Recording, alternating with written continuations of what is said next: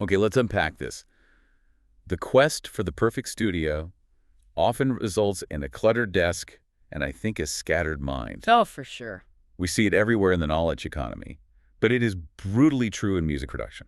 It's a classic paradox, isn't it? And it's But- one that I think directly impacts you, the learner. Right. You start to realize that just accumulating more sources, more gear, more data, it it often leads to paralysis, not actual productivity. We have a name for it. We do. We call it gear acquisition syndrome, or GAS, in the music world. It's a real thing. It is. You buy the newest synth, the biggest sample pack, the 37th reverb plugin. And suddenly you're not making music anymore. You're a studio technician. Exactly. You're spending more time routing cables, troubleshooting latency, scrolling through endless menus than you are actually creating anything. The sheer choice becomes the enemy. Yeah. The complexity of just getting all those different boxes to talk to each other, it siphons off all your creative energy. And that is the specific, maddening challenge we are diving into today.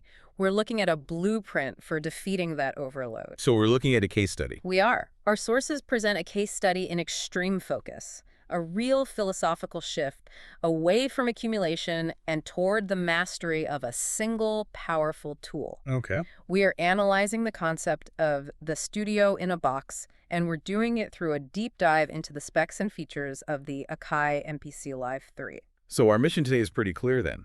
We are analyzing the hardware that enables, I guess, the golden rule of minimal production. Which is? Reducing clutter, both physical and digital, forcing that focus in deep mastery. We want to understand how this one piece of equipment is designed to replace an entire infrastructure of peripherals. And we're not just, reading a spec sheet here. No. We're dissecting a philosophy. The idea that if you commit to one piece of gear, it has to be powerful enough, deep enough, and connected enough to handle every single phase of creation, From the initial spark. all the way to the final output.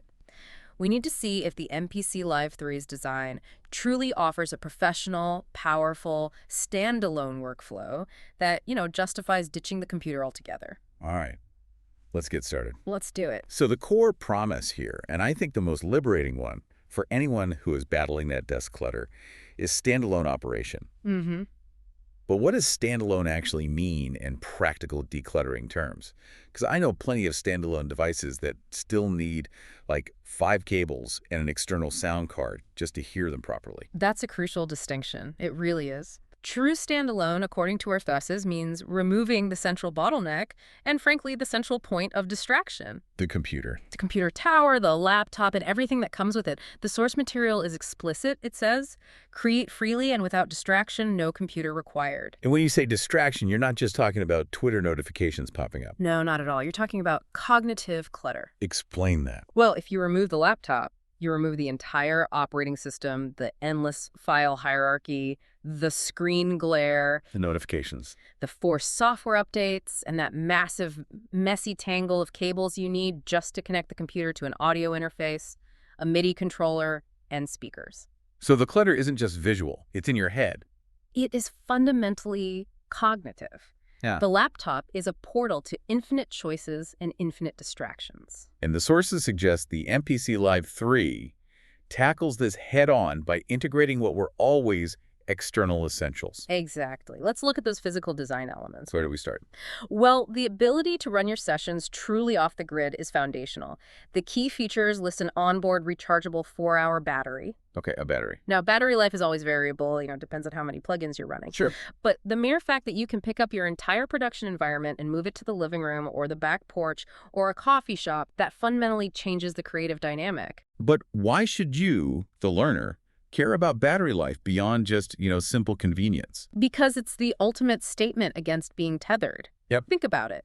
How many times has a great idea just died because you have to boot up the computer, find the power cable, locate the interface, plug in the speakers? The moment is gone. The moment is gone. The battery and the integrated speakers mean that initial creative phase, that moment of sampling, programming a groove, sketching an arrangement, it can happen instantly, wherever you are. So it removes the friction between inspiration and execution. That's the perfect way to put it. And you mentioned the audio output. The source talks about powerful stereo monitors built right in. This is usually where standalone units kind of compromise, right? Yeah. Tiny, teeny Yep. speakers. For a maximalist studio, you'll still want your big reference monitors, of course. Right. But for this minimal philosophy, these integrated monitors eliminate the need for bulky, powered studio monitors and all the cables and stands that come with them, at least for that primary creative phase. So the single box is truly self-contained. It is. You get instant playback and review without plugging into anything except maybe headphones. It just shrinks the physical footprint by a huge margin. Okay, so we've eliminated the computer, the interface, the speaker clutter, and the power strip. Mhm. What about getting sound in? Sampling is the foundation of the MPC workflow. Right, and we can't overlook the built-in microphone. Okay. The source highlights this is for those moments when inspiration strikes. It sounds like a small detail, but it's a profound workflow accelerant. How so? It removes the need to set up a whole recording chain, a mic preamp, a mic stand, a long cable, just to grab a quick sound. So if I want to capture like a weird percussion sound from my kitchen or sample my own voice for a vocal chop. Or grab some ambient field recording. Yeah. Exactly. You just press the record button on the MPC and you capture it. That immediacy keeps the momentum going. It does. It keeps you in producer mode rather than forcing you back into being a setup technician. And this accumulation of small integrations, the battery, the speakers, the mic, that's what truly validates the philosophy of clutter reduction. And this approach, this convergence, it's clearly resonating with professionals. This isn't just a toy. Absolutely not. We have a quote from AJ calling it literally a studio in a box. It's all of Akai's MPCs put into one. It has no competition. And that quote just perfectly encapsulates the goal here. It's technological convergence. Right. It suggests that decades of technology, all the functions from older MPCs, plus modern computer processing, have been consolidated into this single focused piece of hardware. And for you, the learner, that's the key. Instead of buying a separate synth sequencer sampler effects unit, The tech has reached a point where one device can handle all those roles competently. and then you have a producer like Papatino stating, I don't need a computer anymore. That's not just a product endorsement. No, it's a philosophical statement. It's a declaration of independence from the chaos of the desktop DAW. It recenters the creative act on the physical interface. The pads, the knobs, not on a mouse and keyboard. You're forced to engage deeply with the material inside the box. You are. The tool starts to disappear so the creation can emerge, and that's the definition of a flow state. So we've established the foundation, physical decluttering through integration, but now we have to address the skepticism. Mm-hmm. Sure, it's portable, but is it powerful enough to handle a serious project? Because in the past, standalone always meant compromise. That's the million-dollar question. Here's where it gets really interesting. I remember years ago, running even too complex soft synths on older hardware meant you'd hit a wall. Oh yeah, the CPU meter just spiked. And then you're stuck doing that workflow killing process of freezing tracks just to Yeah. keep going. That was the trade-off.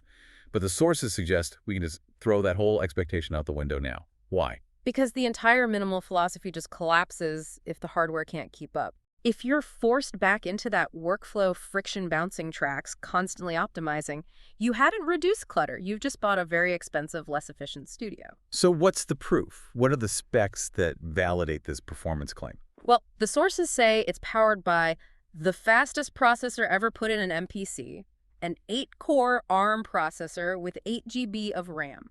Okay, let's pause there. 8 gigabytes of RAM. My first thought is that sounds kind of restrictive compared to a modern desktop with, say, 64 gigs. That's a necessary challenge, I get that. And the answer really lies in optimization. How so? That 8-core architecture and that 8 GB of RAM are dedicated solely to music processing. Ah, Unlike your laptop that's constantly running background processes, security software, email, graphic drivers, the MPC's resources are 100% allocated to audio. That efficiency dramatically increases the usable power per gigabyte. so it's not just the amount of RAM, it's the focus of the RAM. Exactly, and the capacity figures really bear this out. The sources state the system can handle loading up to 32 instrument plug-in instances 32.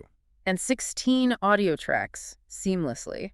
For comparison, 32 instances of internal instruments, like the ones that come with it, Fabric XL, OPX4, that's a massive number. It is. That's enough for a really complex professional arrangement.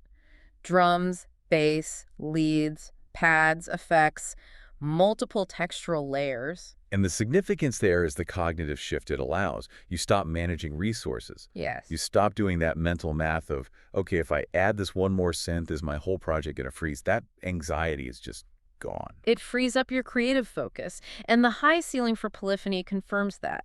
The app max polyphony is listed as 256 stereo voices. Let's break that down. What is polyphony and why is 256 such a huge number for a hardware box? Polyphony is just the number of individual notes or voices the system can play at the same time. Okay. If you hit that limit, you get what's called voice stealing. The system has to cut off an earlier note to play a new one. It sounds like clicks, drops, choppy chords. It's not good. I've been there. We all have. With older hardware or even older software, you could hit 64 or 128 voices pretty quickly if you were layering big chords with long release times. So 256 stereo voices guarantees that even with 32 instruments running and big chords and a rapid-fire hi-hat pattern. The music stays seamless and fluid. It ensures you can focus on sound design and arrangement without worrying about the machine's limitations. The power is what grants you permission to focus. But the power isn't just about raw capacity. It's about these integrated, advanced algorithms that get rid of the need for external software tools. Absolutely. And two new features stand out that traditionally required pretty complex computer-based software. The first is the new Pro-Stems separation. Powered by Plane, I see. That's right, this Blaine Stems Pro algorithm. For someone who's not familiar, what exactly is pro-stem separation? It's machine learning applied to audio deconstruction. It lets a producer take a finished stereo audio file, a complete song, a vintage record, a loop, and break it down into its parts. Drums, vocals, bass, and melody. You can literally take an old track and just isolate the bass line. Wow. I remember when that kind of thing was super CPU intensive. It took hours of waiting and multiple software steps. Why is having this built into the hardware so vital for the minimalist? Because it removes the biggest barrier to sampling and remixing. Right. If you want the drums from a track, you no longer have to export the audio, boot up the desktop, open special software, wait for it to process, save 4 new files, and then import them back into your standalone box. It's all right there. By integrating that Z-plane algorithm directly onto the 8-core hardware, the MPC lets you immediately isolate, chop, and remix parts of existing tracks without ever leaving the workflow. That instantaneous manipulation is what keeps you in that flow state. For sure. If you can do a complex task like that in seconds, you eliminate that mental switch from producer mode to IT technician mode. What's the second integrated algorithm you mentioned? The new Super Time Stretch. It's specified as a high-quality FF-based time stretch. Okay, time stretching is essential for any sampler. It is. It's how you change the speed of a sample without changing its pitch. And if you're working strictly standalone, the quality of that algorithm is everything. It's the difference between professional and amateur sounding loops. Precisely. Basic time stretch algorithms degrade the audio so quickly. It gets garbled, metallic, full of artifacts, especially when you slow things down. Yeah. By embedding a high-quality FFT-based algorithm, the MPC ensures that when you grab a sample, you can immediately conform it to your track's tempo with studio-grade quality. So, okay, we've confirmed it. Minimal doesn't mean limited. The power inside the box, the CPU, the RAM, these pro algorithms, it all allows the producer to stop worrying about the technical ceiling and just dedicate all their energy to composition. The power is what grants permission to focus. Right. And that leads us to the next logical step.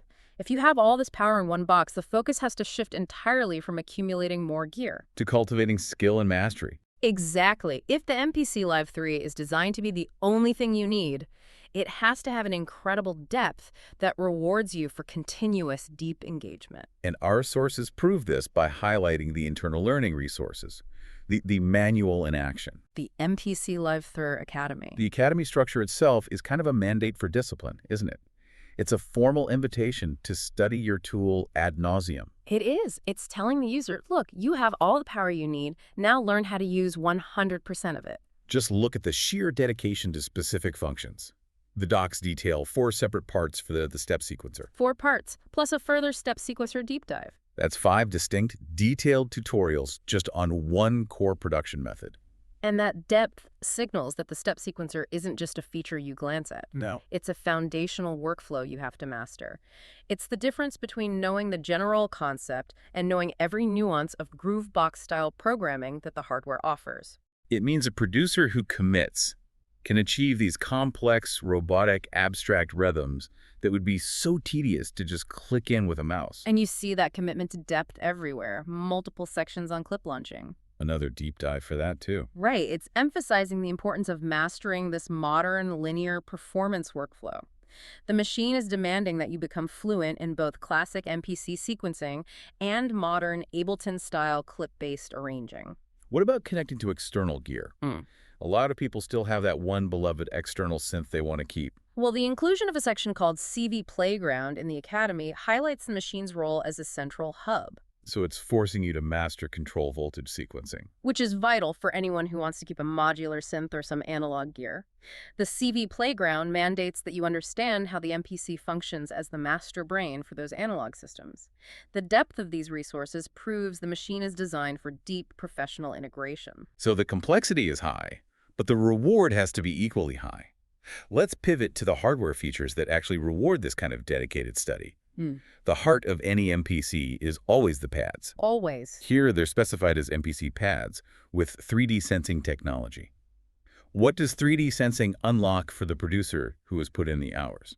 It's a revolutionary leap in expressive control. Okay. Traditional pads give you two dimensions. X-axis, which is velocity, how hard you hit it, Right. and Z-axis, which is after-touch pressure, how hard you press after the hit. 3D sensing technology adds the Y-axis. So the movement across the surface of the pad itself. Subtle movements, continuous control, exactly. It's like embedding a little XY trackpad into the surface of each drum pad. That's huge. It is. The source material says this enables XY control of one-shot layers, seamless sample blending, and dynamic note repeats. Give me a practical example. Okay, imagine you're playing a standard open hi-hat sample. With a traditional pad, you could hit it harder or press down for reverb. With an MPC pad, you can hit the hi-hat and then slide your finger slightly up the pad surface, and that Y-axis movement could be mapped to, say, a low-pass filter opening up, or to crossfade into a completely different sample, like a shaker. So this rewards technical fluency exponentially. The producer who studies the MPC CAD's deep dive tutorial can perform articulations that a novice just can't access. It creates a vast gulf between using the pad as a simple trigger and using it as a nuanced, continuous instrument. You are absolutely rewarding skill over purchases. It creates a personal signature on the performance. For sure. Think about complex snare rolls or ghost notes. Kenna Grace confirms this, saying, the expressive pads are incredible, especially for snare rolls to filters. So she can do a rapid snare roll, and with a tiny movement, apply a filter sweep to that exact roll, all from one pad. All at the same time, and the other tactile controls drive this point home. The dedicated touch strip and the 4 rotary encoders. They're all designed for real-time performance to keep your eyes off the screen. That touch strip is kind of a throwback. It is. It's for immediate manipulation of things like pitch bends or effect sends. And the Q-Link knobs let you map effects and perform these dramatic filter sweeps while you're drumming on the 3D pads. It demands practice to do all that smoothly. It really does. J.B. Lessig's quote, having the XY grid in a pad, you can't beat that. Just hammers home how valuable that is. He's recognizing the value of having that complex, continuous control right where your fingers already are. The takeaway for you, the learner, is profound. The path to better music isn't in a new piece of gear. It's in committing to the learning curve of the gear you have. You don't need a new external controller. You need to master the 3D sensing on your snare pad. Exactly. This machine provides a deep well of exploration within a confined space. Okay, so we've established it can operate standalone because of its power, and it rewards deep study because of its expressive features, but the Minimal Studio still has to connect to the outside world. It needs to handle external sound, a turntable, hardware synths, maybe even a final mixdown in a DOM. How does one small box replace the infrastructure of an audio interface, a mixer, a phono preamp, and a MIDI CV hub? By meticulously packing professional-grade connectivity into its core, the goal is consolidation. The design team has anticipated basically every piece of peripheral clutter a producer might need and integrated that function. Okay, so let's start with the most common piece of studio clutter, Mm-hmm. the audio interface. How does the MPC replace that? It embeds a high-quality 24-channel audio interface right in the box, connected via a class-compliant USB-C. And the quality, the converters. The sources clarify the 80DA converters operate at 24-bit resolution and can go up to 96 kilohertz sample rate. That 96K capability is non-negotiable for a Pro Tool. It tells you that you can trust this for final mixing, not just sketching ideas. For sure. And the internal processing runs at 32-bit floating point. Okay, we need to pause and explain what that means, because it's easy to just skim over that jargon. It's critical for professional mix quality. In digital audio, 32-bit float refers to the internal precision the device uses when processing audio. And the floating point part is the key. It is. It provides an astronomical dynamic range internally. It means that the machine can handle signals that are extremely loud or extremely quiet without introducing distortion or clipping, and without losing mathematical precision. So in practical terms, I can push virtual faders way up without worrying about quality degradation inside the machine. Exactly. It ensures high precision during mixing and effects, which is why it's the standard for modern professional DAWs. That's a huge commitment to fidelity for a standalone box. Yeah. Now, what about the actual inputs? This is where the physical clutter gets eliminated. First, the mic preamps. It has 2 combo XLR TRS inputs. So it can take professional XLR mics or quarter-inch line sources. Right. 2 separate mono sources or 1 stereo source recorded simultaneously. The preamps are often the weakest link in these all-in-one units. Do they stand up? They really do. The mic inputs have a high gain range of 59 dB, which is plenty for even quiet dynamic mics. And crucially, they have a very low preamp EIN equivalent input noise of minus 131 dBu. Okay, minus 131 dBu. Translate that for the listener who isn't steeped in audio engineering jargon. What does that number mean for their recording experience? It means silence. How? EIN is the measurement of the self-noise, the electronic background hiss of the preamp circuit itself. Minus 131 dB is exceptionally low. It rivals dedicated high-end external preamps. So you're getting pristine, clean vocals or instrument recordings. Even when recording very quiet sources, this quality eliminates the need for an external dedicated mic preamp, which is often a bulky, expensive box. One less box, one less power cable, fewer XLR cable. That's clutter point 1 address. Okay, now let's move to sampling, the heart of the MPC. How does it handle vinyl? This is a huge win for the minimal sampling artist. It has dedicated phono inputs, 2 unbalanced RCA connections. Wait, I love sampling vinyl, but I hate the necessary evil of the phono preamp. Does this mean, is it built in? It is. The phono stage is built directly into the MPC. This is a critical point of consolidation. Turntables output a very quiet signal that needs specific frequency compensation, the RIAA curve, to sound right. So you have to have a phono preamp. You must. By building this component directly in, the MPC Live 3 eliminates yet another specialized external box with its own power supply and ground hum issues. You just plug your turntable directly into the MPC and you're ready to chop. That detail alone saves you, what, $150 and 3 cables, plus the headache of chasing down hum? It's a massive boost to that immediate clutter-free workflow. Okay, what about connectivity with other hardware? Yeah. MIDI, CV, all that. Right, our third major clutter point, replacing the control hub. Can the MPC really be the central brain? It offers massive connectivity, 32 channels of MIDI over USB-C for software. But for hardware, it has 2 physical 5-pin MIDI inputs and 2 5-pin MIDI outputs. That's enough for a substantial hardware synth chain. It is. And for the modular community, where things usually get complicated. And require yet another box, the translator. Not here. It has 4 stereo 18-inch CV gate outputs. So the MPC is speaking both digital MIDI and analog CV. Exactly. 4 stereo outputs means 8 total CV gate lines. This removes the absolute necessity for a separate, often costly, MIDI to CV translator box. The MPC becomes the central brain for almost any external instrument. Digital keyboard, vintage sound module, modern modular rack. It handles it. This consolidation is impressive, but it all rests on the final audio quality. Why should we trust this single box for the final output? We have to verify it doesn't sacrifice fidelity. We need 2 numbers, dynamic range and total harmonic distortion plus noise. What do the sources tell us? The line outputs boast a dynamic range of 113.8 dB. Which is very high. It is. It means the difference between the loudest possible signal and the noise floor is substantial. It ensures a clean, punty master output with virtually no audible hiss. And the distortion? The THD plus N is listed at a very, very low 0.003%. Wow. That is a professional specification. It means the output is incredibly accurate. The system is not adding unwanted distortion to your audio. So these figures confirm it. Going minimal does not mean sacrificing fidelity. Not at all. So what does this all mean? The physical footprint of this thing is tiny. It's about 17 by 10 inches, weighs just over 8 pounds. You can toss it in a backpack. And yet its functional capacity rivals a large dedicated computer setup, with multiple peripherals, interfaces, preamps, and control boxes.